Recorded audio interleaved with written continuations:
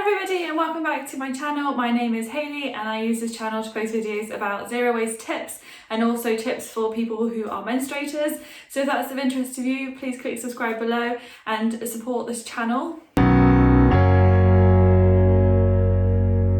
In today's video we're going to be talking about solid soap bars, and I'm going to show you how to change your solid soap bar into liquid soap. I know it's a lot easier for people to use liquid soap and they just prefer it overall, and I really don't want people to be discouraged from buying a solid soap bar just because they prefer liquid, because it's so easy to change it into liquid. So I'm going to show you the steps that I take to change my solid soap bars into liquid soap. So first of all, what you need to change your solid soap bar into liquid soap is that you need a chopping board, you need a knife or a grater, you need a vessel in which to make your liquid soap, and you also need water and a mechanism to heat that water, whether that's a saucepan or a kettle. You'll also need some measuring scales to make sure that you have the right amount of soap to water to make sure the consistency of your liquid soap is perfect. Step one is to weigh out your soap bar. I'm only going to be using a small quantity today because I don't have that many vessels to put in the soap, and also it lasts us such a long time. I don't need to do it that often. I do know that other people like to do a massive batch and that will last them months, but for me I just prefer doing it small as I go along. So for this recipe you will need 50 grams of soap, so just cut off 50 grams, measure it to make sure it's around that amount, and then you're going to want to chop it really finely.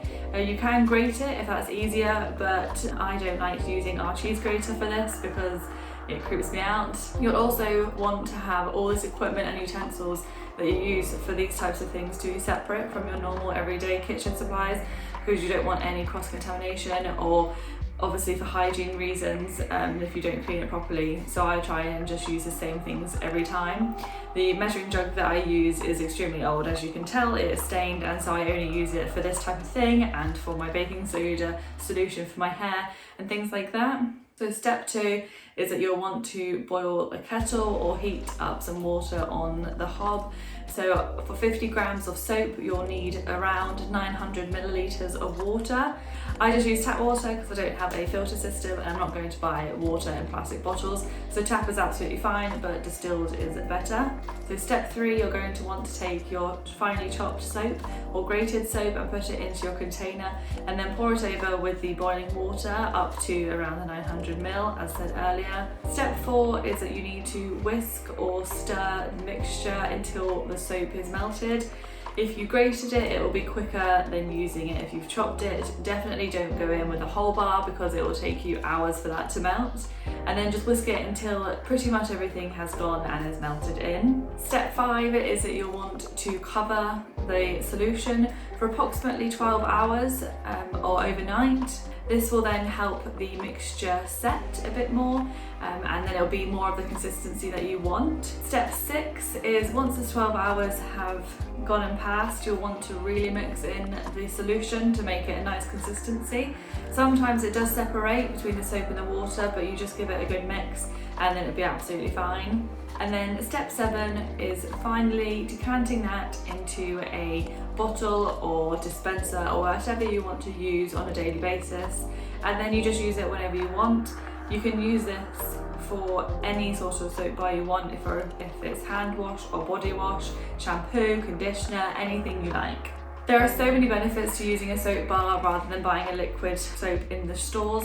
The main one is obviously plastic packaging. The soap bars usually come in paper packaging, but even if it is plastic, it's a lot less plastic than if you buy a plastic container full of hand soap or shampoo or whatever soap that you're using it for. Soap bars also tend to have more natural ingredients. It's not always the case, but the majority have nice natural ingredients, handmade, doing it in the correct way, and you're not having any nasty chemicals, any nasty procedures or anything like that. Soap bars tend to also be a lot cheaper than liquid bars. The soap bar usually is £1 or £2, and that can last you several months, whereas like normal hand soap is still a couple of quid, but it won't last you nearly as long, maybe a few weeks to a month. So it lasts a lot longer and is a lot better value for money for a solid soap bar. Lastly, it's a lot easier to travel with a solid soap bar. obviously a lot of restrictions on the amount of liquids that you can take through, so having a solid soap bar obviously saves room and it's easier, and you don't need to declare it when you're going abroad. Or even if you're having a staycation, as a lot of people are now, it's a lot easier just to throw a soap bar in your bag than it is to try and decant in your normal soap into a smaller container or anything like that. It's just easier to have the soap bar overall. So these reasons, along with loads of others, is why I absolutely love using soap bars. I prefer using them as a solid soap bar, and then usually when it gets to the end of the life and it's a lot harder to use, that's when I usually make it into liquid soap bar.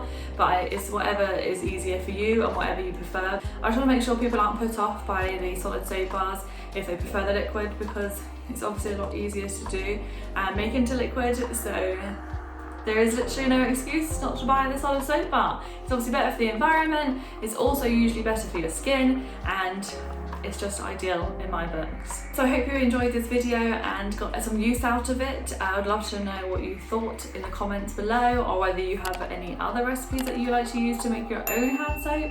Leave me a comment below, I would love to read them. Thank you so much for watching this video, and I will see you in the next one. Bye.